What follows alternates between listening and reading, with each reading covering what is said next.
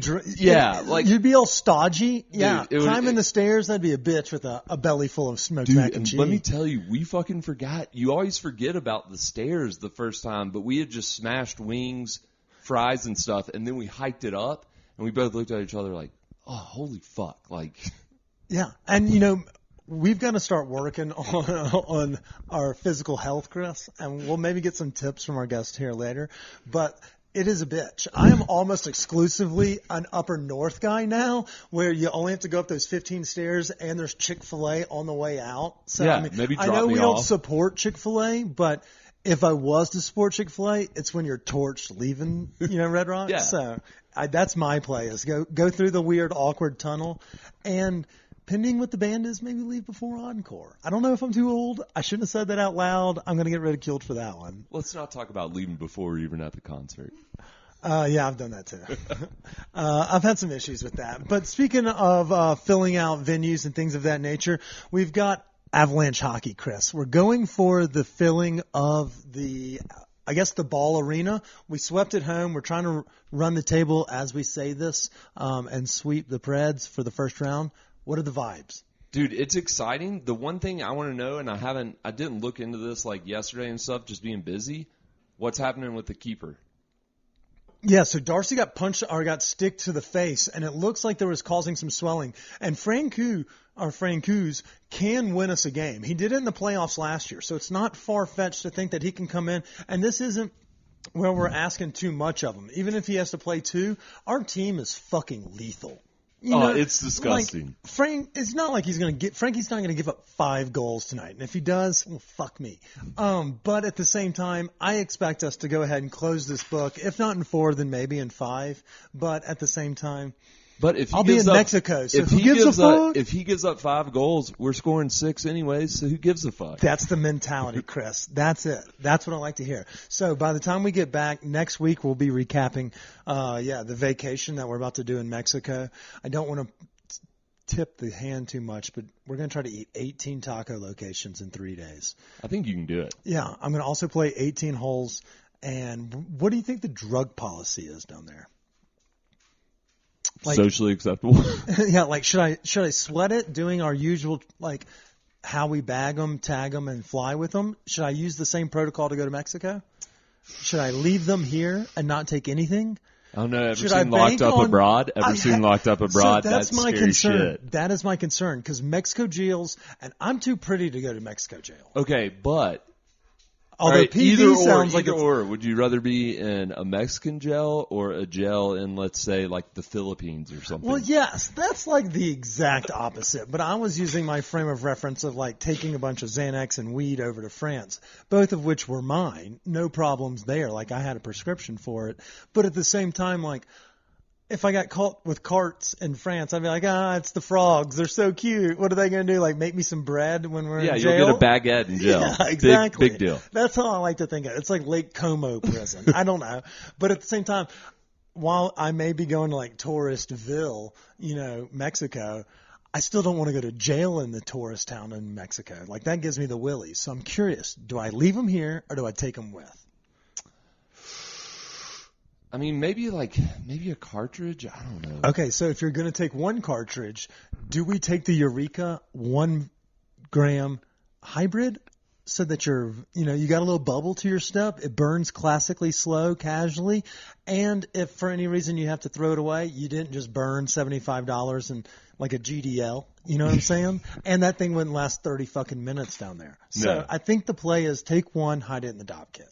Yeah, I think you're good there.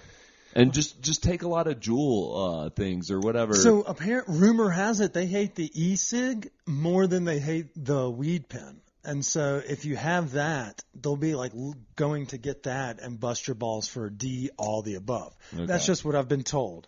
But shout out to our community. Someone has given us their bag guy and their green guy. So at worst, I've got a guy. Plus, I feel like down in Mexico, you just got to go with long darts, just straight old-fashioned long darts. There's no filters on the cigarettes down there, and there's a pharmacia there. So if you don't have weed, you got Percocets. I mean, 6 in one hand, half you're all dozen in good. the other. Yeah, so we'll recap all that next week. Crazy episode. We'll talk about the Avs coming down the pike for the second round, hopefully. And anything else?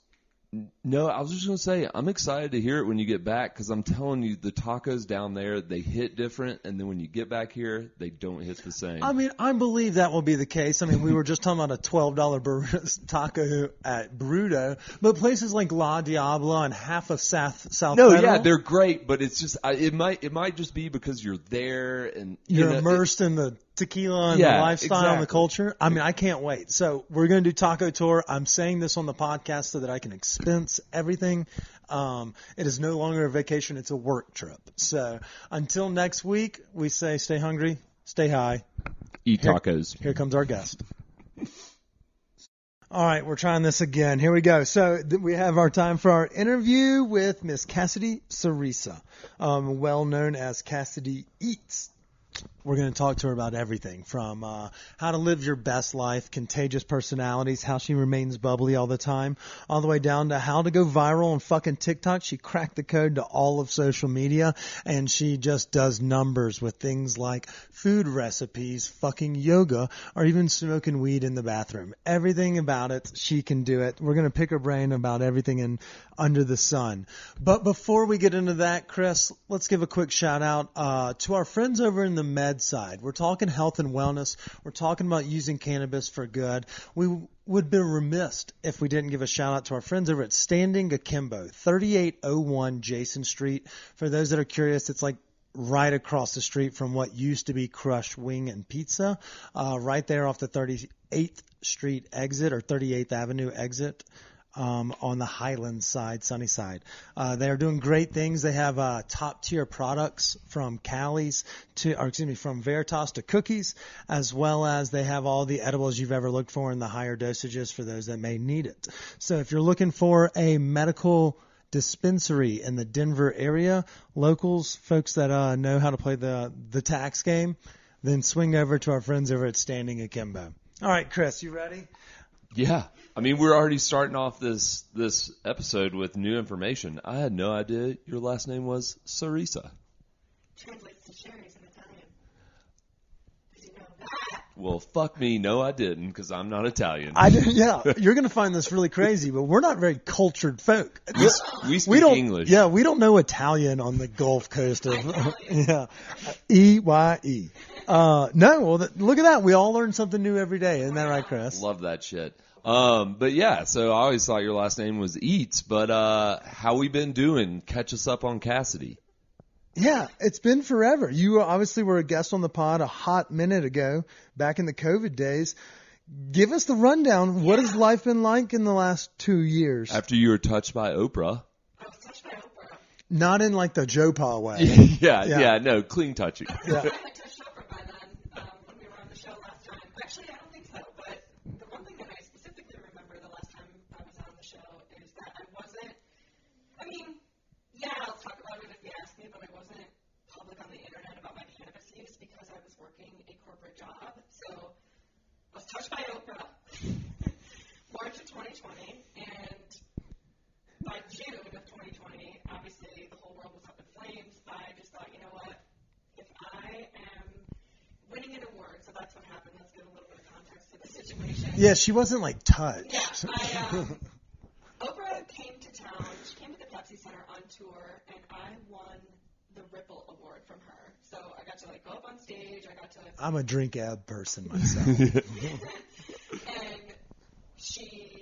we held hands. There's a whole video if you want to go to my page. There's tons of information about it. But she was awarding me for my work as CassidyEats, which I had started this Instagram account and posted about healthy living and trying to lose weight and ditching diet culture and also my life in Denver and the places that I was discovering.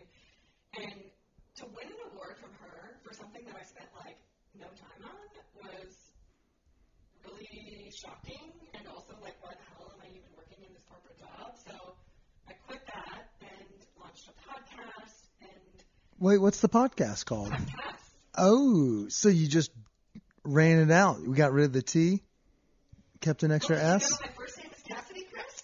I did know that. Let's not be a smart ass here. Yeah, do you have a middle name? Please don't patronize my co-host. Yeah, that was really clever podcast. I see what you did there. Exactly. So I had this great thing going on Instagram, and I just felt like there was never enough time to go deeper on those random thoughts that I was sharing on stories, and so I opened that up, and until recently, I was working as a behavior change coach.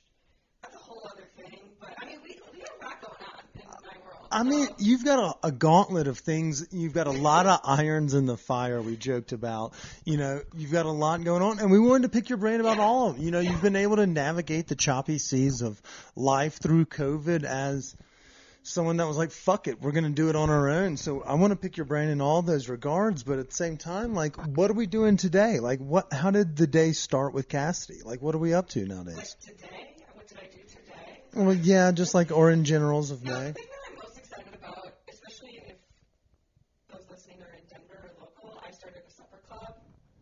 So I've been posting about food and just eating my way through Denver. I've lived here for 8 years now, which is crazy. And I also have this love and desire for connecting people. And the whole thing about Denver, I don't know if you guys have noticed this, the way you meet friends is like through work or who lives in your apartment building, and that's like pretty much limited to the main ways that people meet in Denver. No way. That is the exact. I mean, obviously, Chris and I have been friends for about 10 years now, but it was live music concerts and who wanted to party at what hours. Like it was the going out scene. Where Like did you find them at the bars? we met through like other groups of friends at pre-games before RedRocks, and then now we were roommates for a couple of years, but we've been co-hosts on this podcast for 4 now. So like I feel like it's more of like it used to be a very men-heavy scene, but it was a predominantly party scene. And I mean, we still have this home of like house EDM on South Broadway and jam bands and everybody flooding the scene. Mission with the new. I feel like live music is a vibe. And while that's hard to make friends because everyone's vibing, you kind of vibe inter between, like waiting on cabs or meeting people at the beer line or standing next to them in between sets. But That's how we've made a lot of our friends. right. Yeah. Personality like mine, though. But Yeah, bubbly. What about the shy guys? but also because They usually like shoot a high school off. I don't know. and there's been a lot of people I'll cut that that out. I've noticed that have moved out here, and they're kind of like maybe later 20s, early 30s, but they move out here kind of on their own. Yeah. And so, like, I see what you're saying. It could be a little daunting. Yeah, especially since the pandemic.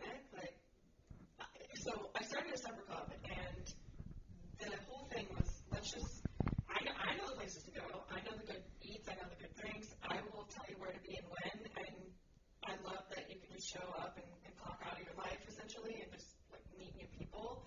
We've had all solo ticket sales, so it's just, like, single. I love the singlets. And I mean, shout out to our singlets that we've met at ours, because I've made friends now through people that have done it. Like, I love that concept. Yeah. And I'm like working while I'm doing it. And I'm like, these people are fucking awesome. Like, it's a great way to make friends and doing these I things. feel like I'm like the teacher, because so many of them have gotten together, they've gone to Wash Park, and they're like trading numbers. Hey, you want to go do this weekend? And I'm like, I'd come. Nobody asks me to come because I feel like they think I don't want to. I don't know. And I'm like, hey, I'll come too. You're kind of like Michael Scott at improv class. They're like, oh, no, we all know each other through separate things. But hold on. So what's the idea behind the supper club? Like, you aren't Are you doing popping at cooking, different or restaurants? you just kind of picking a location and being like, hey, let's all meet here? Yes. So, more of that. Basically, I hosted happy hours, as you guys know, before COVID, and I just had a great time meeting new people, and I was hosting a happy hour, probably one of the first outdoor events that we had, since COVID, and they were like, well, when's the next one? When's the next one? And it just hit me. I was like, I'm from the Midwest. Supper clubs are such a thing. Kai and I got engaged at a supper club. Was there casserole there? Absolutely. Baruki Supper Club. It was just a fuck ton of cream of mushroom. It was just cream of mushroom as eyes you can see. You should call it the Cream Club. Well, It's a bunch of Never mind. Sometimes when we go off script here, things get a little hairy. For the record, we don't have a script, and I'm not cutting that out. But maybe not go with the Cream Club now that I think about it. To be fair, she said it's a lot of singles. So, I mean, if you are looking for new friends or maybe a partner that enjoys the finer things like going out to eat, enjoying an espresso martini, and casually smoking a bowl outside the restaurant to re-up before dessert, she's got the spot. I mean, I'm not smoking a bowl outside. I'll join anybody who... Wait, you won't?